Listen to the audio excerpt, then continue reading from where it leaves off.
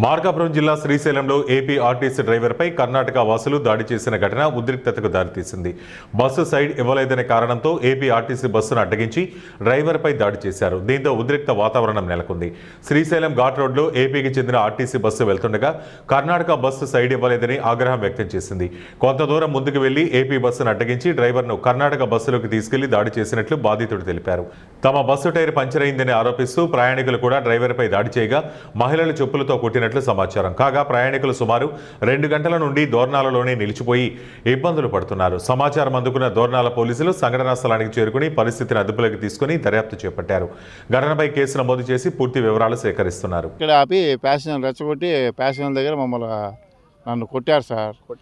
కొట్టి నానా బూతులు మాట్లాడి మళ్ళీ ఎత్తి నన్ను బస్సులో వేసుకొని కింద డోర్నాల వరకు మా పోలీస్ స్టేషన్లో కంప్లైంట్ ఇస్తే అతను బస్సు నిలబెట్టారు. ఒక 5-6 మంది కొట్టినారు సార్. ప్యాసింజర్లు కొట్టారు.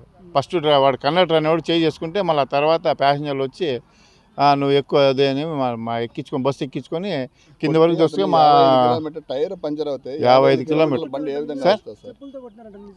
ఆడవాళ్ళు తీసుకున్నారు, చెప్పు తీసుకున్నారు.